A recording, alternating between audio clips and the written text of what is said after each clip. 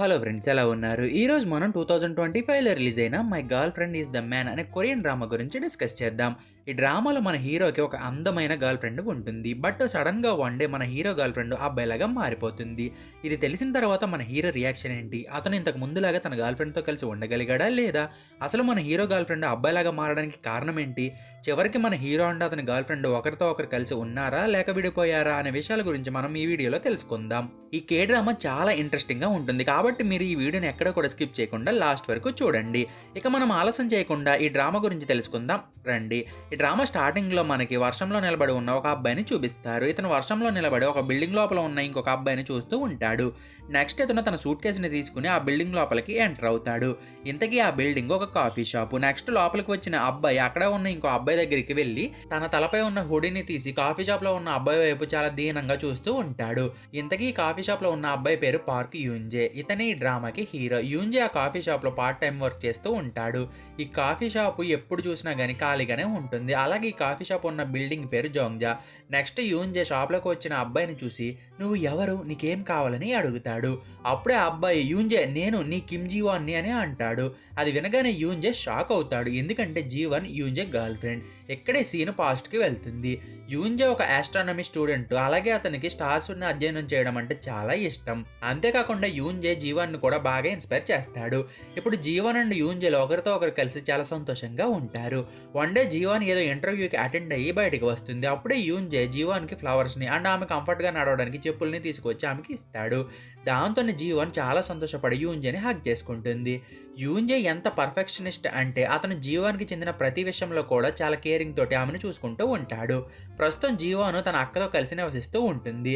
One day యూన్జే జీవన్‌తో కలిసి ఒక ట్రిప్‌కి వెళ్ళడానికి ప్లాన్ వేసుకుంటాడు. ఈ విషయం గురించి యూన్జే సిస్టర్‌కి తెలిసి ఆమె యూన్జేని ఆట పట్టిస్తుంది. ఇంకో పక్క జీవాన్ సిస్టర్ జీవాన్ ట్రిప్‌కి వెళ్లే ముందు రోజు తమ ఇంట్లో ఉన్న టారెట్ కార్డ్స్ తోటి గేమ్‌ని ఆడుతూ జీవాన్ కోసం ఒక కార్డ్‌ని తీస్తుంది. అందులో ఒక అమ్మాయి అండ్ ఒక అబ్బాయి నిలబడి ఉన్న కార్డ్ అనేది వస్తుంది. నెక్స్ట్ డే యూన్జే టిఫిన్ చేయడానికి వెళ్ళినప్పుడు అతని ఫ్యామిలీ యూన్జే ట్రిప్ గురించి అతన్ని అడిగి అతన్ని ఆట పట్టిస్తారు. దీని తర్వాత యూన్జే తన బాస్ కారు తీసుకుని జీవాన్ని పిక్ చేసుకోవడానికి బయలుదేరతాడు. అదే టైంలో జీవాను నిద్ర లేచి రెడీ అవ్వడానికి బాత్రూంలోకి వెళ్తుంది. అక్కడే ఆమె అద్దంలో తన మొహాన్ని చూసుకుని షాక్ అవుతుంది. ఎందుకంటే ఇప్పుడు జీవన్ పూర్తిగా ఒక అబ్బాయిలాగా ట్రాన్స్ఫార్మ్ అయిపోతుంది. అది చూసి జీవానికి ఏమీ అర్థం కాదు. అప్పుడే అక్కడికి జీవన్ సిస్టర్ వచ్చి జీవాన్ని చూసి ఇంత అందమైన అబ్బాయి మా ఇంట్లో ఏం చేస్తున్నాడని అనుకుంటుంది. అప్పుడే జీవాన్ నేను నీ చెల్లినని చెప్తుంది. బట్ జీవన్ సిస్టర్ జీవన్ మాటలను అస్సలు నమ్మదు. అప్పుడే జీవన్ తన హ్యాండ్‌కి ఉన్న టాటూని చూపించి నేను నీ సిస్టర్‌నని అంటుంది. ఈ టాటూని చూడగానే జీవన్ సిస్టర్‌కి విషయం అర్థమవుతుంది. బట్ జీవన్ ఒక అబ్బాయిలాగా ఎలా మారిందో అర్థం కాక ఆమె కూడా కొంచెం కంగారు పడుతుంది. దీని తర్వాత జీవన్ ఇప్పుడు నేను యూన్జేని ఎలా మీట్ అవ్వాలని చెప్పి బాగా టెన్షన్ పడుతుంది. అప్పుడే యూన్జే అక్కడికి వస్తాడు. దాంతోనే జీవన్ తన సిస్టర్‌ని యూన్జే దగ్గరికి పంపి తనకి ఒంట్లో బాలేదని చెప్పిస్తుంది. ఇప్పుడు జీవన్‌కి బాలేదని తెలియగానే యూన్జే బాగా టెన్షన్ అవుతాడు. బట్ జీవన్ సిస్టర్ మాత్రం అతన్ని టెన్షన్ అవ్వద్దని చెప్పి యూన్జే తీసుకొచ్చిన ఫ్లవర్స్‌ని ఇంట్లోకి తీసుకెళ్తుంది. ఆ టైంలో జీవాన్‌కి ఏం చేయాలో అర్థం కాక ముసుగు వేసుకుని మరి బెడ్ పైన పడుకుంటుంది. కానీ కొంచెం సేపటి తర్వాత నేను ఎలా అయినా సరే యూన్జేని మీట్ అయ్యి ఈ విషయం గురించి చెప్పాలని డిసైడ్ అయ్యి కాఫీ షాప్‌కి వెళ్తుంది. అక్కడే యూన్జే జీవన్ చెప్పిన మాటలను విని ఆమె మాటలను అస్సలు నమ్మడు. అప్పుడే జీవన్ తమ సీక్రెట్స్ అన్నిటి గురించి కూడా యూన్జేకి చెప్తుంది. అయినా కానీ యూన్జే జీవన్ మాటలను అస్సలు నమ్మడు. అలాగే అతను జీవాన్ ఎక్కడ ఉంది, నువ్వు ఆమెను ఏం చేసావని చెప్పి మేల్గా మారిన జీవాన్ని కొడతాడు. కానీ తర్వాత జీవన్ అండ్ ఆమె సిస్టర్ తమ మ్యాచింగ్ టాటూస్ని యూన్జేకి చూపించిన తర్వాత అతనికి జీవన్ చెప్పిన మాటలపైన నమ్మకం అనేది కలుగుతుంది. అప్పుడే జీవన్ వాళ్ళు ఇటువంటి ప్రాబ్లం అమ్మకు కూడా ఉండేది. బట్ అది నిజమో కాదో అనే విషయం గురించి మాకు తెలియదని యూన్జేకి చెప్తారు. అది విని యూన్జే నేను మీరు చెప్పింది ప్రాసెస్ చేసుకోవడానికి నాకు కొంచెం టైం కావాలని అంటాడు. ఇక జీవనేమో యూన్జే తోటి ఎక్కడ బ్రేకప్ అవుతుందో అని చెప్పి బాగా భయపడుతుంది. వీళ్ళు లవ్ చాలా యూనిక్‌గా ఉంటుంది. ముందుగా వీళ్ళు అనుకోకుండా ఒక బ్లైండ్ డేట్‌లో కలుసుకొని ఒకరినొకరు ఇష్టపడతారు. అప్పటి నుండి కూడా వీళ్ళిద్దరూ ఎటువంటి ఒడిదుడుకులు లేకుండా చాలా హ్యాపీగా ఉంటారు. ఇప్పుడు జీవన్ సిట్యుయేషన్‌ని చూసి యూన్జే ఆమెకి హెల్ప్ చేయాలని డిసైడ్ అవుతాడు. నెక్స్ట్ యూన్జే ఒక అబ్బాయిలాగా ఎలా ఉండాలో జీవన్‌కి చెప్పి ఆమె మొహానికి హెయిర్ లేకపోయినా గానీ గడ్డం ఎలా గీసుకోవాలో జీవన్‌కి నేర్పిస్తాడు. ముందుగా యూన్జే రేజర్ బ్లేడ్ తోటి జీవన్‌కి కేర్‌ఫుల్‌గా షేవింగ్ చేస్తాడు. అది చూసి జీవన్ చాలా సిగ్గుపడుతుంది. దీని తర్వాత యూన్జే జీవన్‌తో కలిసి ఒంటరిగా ఒక రూమ్‌లోకి వెళ్ళి మనం చీట్ కోడ్‌ని యూజ్ చేస్తే నువ్వు మళ్ళీ నార్మల్‌గా మారొచ్చు అని చెప్పి జీవన్‌ని కిస్ చేయబోతాడు. నెక్స్ట్ సీన్ జీవన్ వాళ్ళ చిన్నతనానికి షిఫ్ట్ అవుతుంది. ఆ టైంలో జీవన్ మాము మన ఫ్యామిలీకి ఒక కర్సు ఉంది. దానివల్ల మన ఫ్యామిలీలో ఉన్న అమ్మాయిలు ఒక ఏజ్‌కి వచ్చిన తర్వాత మగాళ్ళుగా మారిపోతారు. కానీ మన అదృష్టం బాగుంటే అమ్మాయిలు మళ్ళీ అమ్మాయిల్లాగా మారిపోతారని చెప్తుంది. ఇప్పుడు ప్రెజెంట్‌లో యూన్జేకి తన ముందు ఉంది జీవాన్ అని తెలిసినా కానీ, అతను మగాళ్ళగా మారిన జీవాన్ని కిస్ చేయలేక అక్కడి నుండి వెళ్ళిపోతాడు. అది చూసి జీవాన్ తనతో బ్రేకప్ చేసుకోవద్దని యూన్జేని అడుగుతుంది. నెక్స్ట్ యూన్జే తన మగాళ్ళ మారిన జీవాన్ తోటి తన రిలేషన్‌షిప్‌ని ఎలా కంటిన్యూ చేయాలో అర్థం కాక తన జుట్టు పీక్కుంటూ ఉంటాడు. ఆ నెక్స్ట్ డే జీవాన్ తన పేరెంట్స్ ఇంటికి వెళ్తుంది. బట్ ఆమె పేరెంట్స్ మగాడి బాడీలో ఉన్న జీవాన్ని అసలు గుర్తుపట్టలేకపోతారు. నెక్స్ట్ జీవాన్ వాళ్ళ మామ జీవాన్ని చూస్తూ ఉంటుంది. అప్పుడే జీవాన్ ఏం మాట్లాడకుండా అక్కడ నుండి వెళ్ళిపోతుంది. దీని తర్వాత జీవాన్ ఒక ప్లేస్ దగ్గర కూర్చొని చాలా సాడ్‌గా ఫీల్ అవుతూ ఉంటుంది. అప్పుడే ఒక ఎంటర్‌టైన్‌మెంట్ కంపెనీకి చెందిన హెచ్ఆర్ టీము జీవాన్‌కి మెసేజ్ చేస్తారు. అందులో జీవాను ఆ కంపెనీ ఇంటర్వ్యూని క్లియర్ చేసిందని ఉంటుంది. బట్ ఇప్పుడు జీవాను ఉన్న కండిషన్‌లో ఆమె ఆ కంపెనీకి వెళ్లి వర్క్ చేయలేదు. కాబట్టి జీవాన్‌కి ఏం చేయాలో అర్థం కాక చాలా బాధపడుతుంది. కరెక్ట్‌గా అప్పుడే అక్కడికి ఒక ఎంటర్‌టైన్‌మెంట్ ఏజెన్సీ డైరెక్టర్ వచ్చి జీవాన్‌కి తన విజిటింగ్ కార్డ్‌ని ఇచ్చి, నీలో ఒక పెద్ద స్టార్ అయ్యే క్వాలిటీస్ అన్నీ కూడా ఉన్నాయి. నీకు మోడలింగ్ పైన ఇంట్రెస్ట్ ఉంటే నాకు కాల్ చేయని చెప్పి అక్కడి నుండి వెళ్ళిపోతుంది. నెక్స్ట్ అక్కడికి కొంతమంది హై స్కూల్ స్టూడెంట్స్ వచ్చి జీవాన్‌తో సెల్ఫీలు దిగుతారు. నెక్స్ట్ జీవాన్ తన ఫోన్‌ని చూసుకుంటూ ఉన్నప్పుడు ఆమెకి తన ఫ్రెండ్ యూరి దగ్గర నుండి మెసేజ్‌లు వస్తాయి. అప్పుడే జీవాన్ ఆ రోజు యూరి బర్త్‌డే అని రియలైజ్ అయ్యి యూరిని మీట్ అవ్వడానికి వెళ్తుంది. నెక్స్ట్ జీవాన్ యూరిని కలిసి హ్యాపీ బర్త్‌డే చెప్తుంది. అది విని యూరి షాక్ అయ్యి ఇంట్లోకి వెళ్లి డోర్ వేసేసుకుంటుంది. అలాగే అయినా వీడెవడు ఇంత అందంగా ఉన్నాడు, వీడికి నా గురించి ఎలా తెలుసు అని చెప్పి ఆలోచిస్తుంది.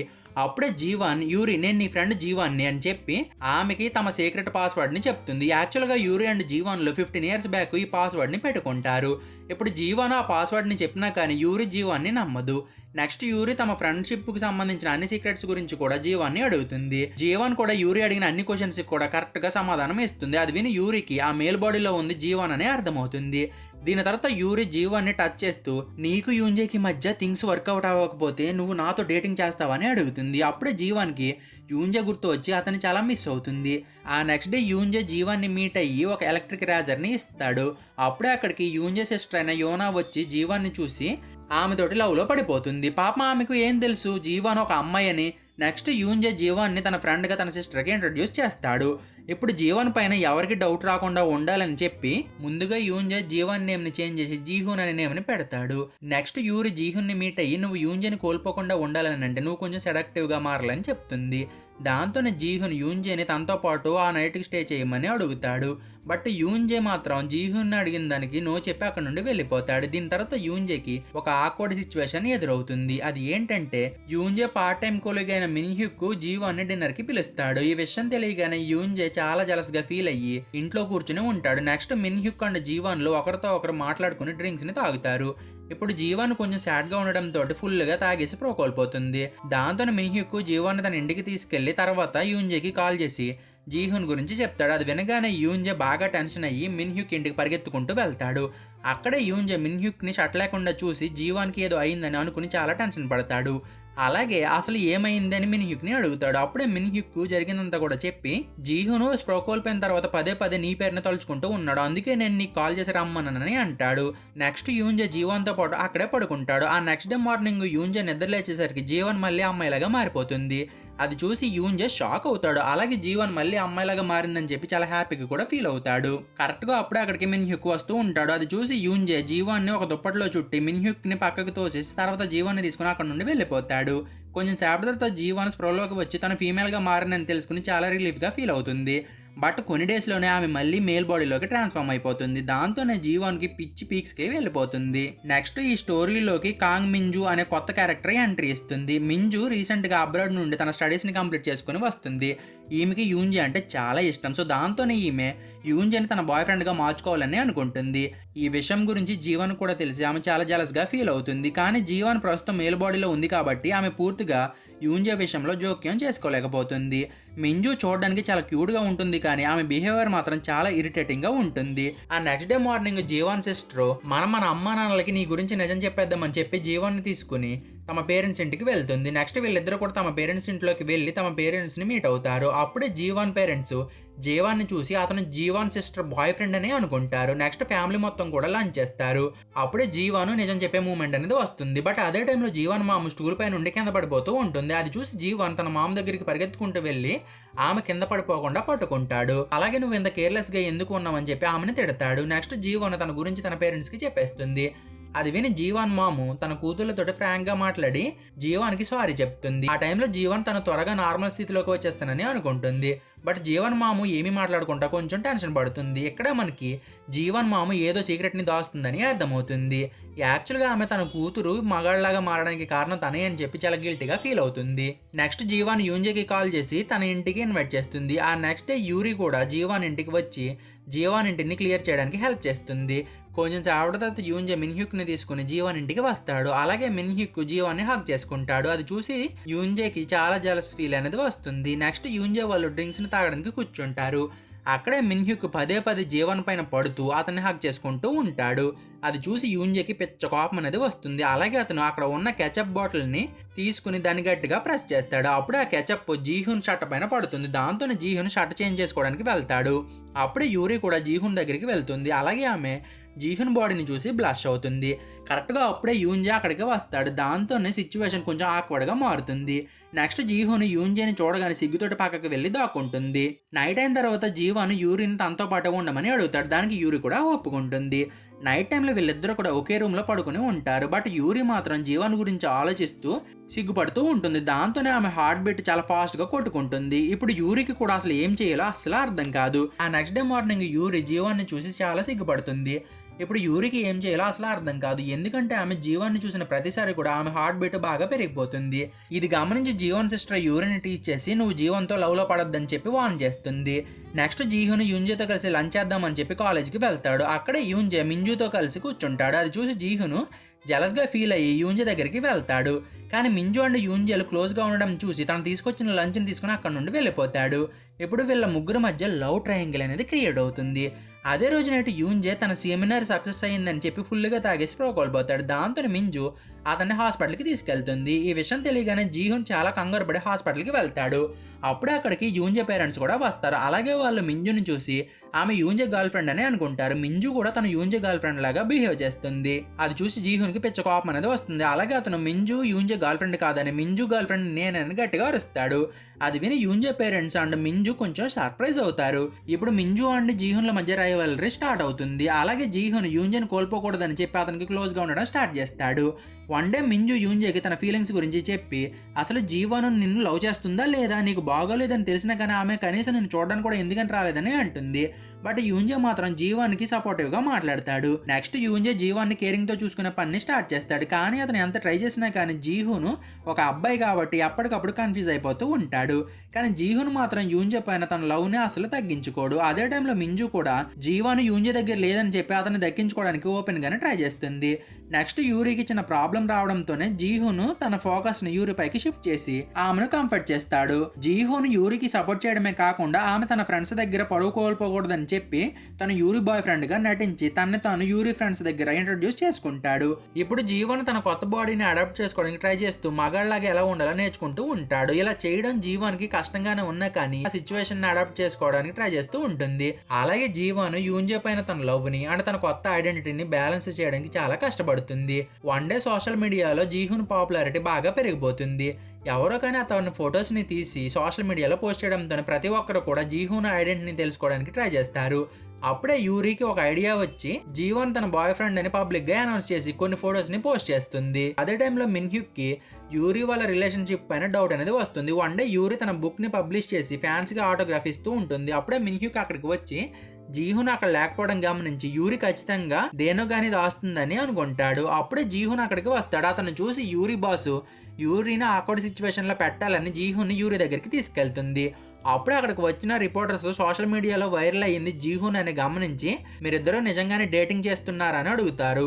ఇప్పుడు యూరికి ఏం చేయాలో అర్థం కాక చాలా టెన్షన్ అవుతుంది. దాంతో ఆమె సడన్ గా అందరి ముందు జీహున్కి కిస్ పెడుతుంది.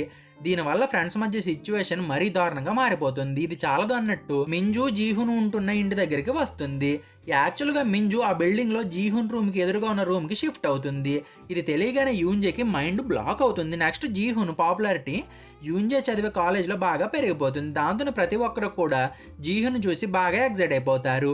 మీన్‌వైల్ యూన్‌జే ఇప్పుడు నేను జీవోన్‌ని లవ్ చెయ్యాలా? లేక జీహుని లవ్ చెయ్యాలా? అనే కన్‌ఫ్యూజన్‌లోనే ఉంటాడు. మింజు ఏమో ఎలా అయినా సరే యూన్‌జే లవ్‌ని పొందాలని రకరకాలుగా ట్రై చేస్తుంది. ఇక యూరి ఏమో జీహున్ తోటి తన ఫేక్ రిలేషన్‌షిప్‌ని ఇంకా కొనసాగిస్తుంది. Jihun public gatherings and Yuri friends దగ్గర యూరి బాయ్ ఫ్రెండ్‌గా నటిస్తూ ఉంటాడు. అలాగే జీహున్ తనకిష్టం లేకపోయినా సరే కొన్ని విషయాల్లో మింజుకి హెల్ప్ కూడా చేస్తాడు. నెక్స్ట్ మనకి జీహున్ ఫ్యామిలీకి ఉన్న జనరేషనల్ కర్స్ గురించి తెలుస్తుంది. యాక్చువల్‌గా జీహున్ గ్రాండ్ మామ మగళ్ళ మారిన తర్వాత మళ్ళీ ఆ అమ్మాయిలాగా మారలేక అబ్బాయిలాగే జీవిస్తూ ఉంటాడు. ఈ కర్స్ ఎవరికి ఎంతకాలం ఉంటుందో తెలీదు. ఇది తెలియగానే జీహున్ తన అమ్మాయిలాగా మారడం కష్టమేమోనని అనుకుంటాడు. దాంతో అతని లవ్ లైఫ్ కూడా బాగా ఎఫెక్ట్ అవుతుంది. వన్ డే జీహున్ ఫుల్‌గా తాగేసి ఇంటికి వచ్చి రూమ్ బయట పడుకుంటాడు. అప్పుడే మింజు కూడా అక్కడికి వచ్చి జీహున్ని చూసి అతని ఇంట్లోకి తీసుకెళ్తుంది. నెక్స్ట్ మింజు జీహున్ని బెడ్ పైన పడుకోబెట్టి ఆమె కూడా అనుకోకుండా అక్కడే పడుకుండిపోతుంది. దీని తర్వాత యూన్జే జీహున్ని మీట్ అవ్వడానికి వచ్చి బెడ్ పై పడుకుని ఉన్న మింజు అండ్ జీహున్లను చూసి షాక్ అవుతాడు. అప్పుడే జీహున్ అండ్ మింజులు నిద్రలేచి బెడ్ పైన ఒకరినొకరు చూసుకుని గట్టిగా అరుస్తారు. తర్వాత ఒకరి జుట్టు ఒకరు పట్టుకుని గొడవ పడతారు. ఇక్కడితోటి my girl friend is the man drama part 1 end అవుతుంది. మీకు ఈ వీడియో నచ్చిందని అనుకుంటున్నాను. ఒకవేళ మీకు గనుక ఈ వీడియో నచ్చితే ఒక లైక్ కొట్టి నెక్స్ట్ పార్ట్ ఎక్స్ప్లెనేషన్ కోసం ఒక కామెంట్ని చేయండి. సో ఈ రోజు కింద ఫ్రెండ్స్ మీకు గనుక ఎక్స్ప్లెనేషన్ నచ్చితే ఛానల్ సబ్స్క్రైబ్ చేసి గంట సింబల్ని ఆన్లో పెట్టుకోండి.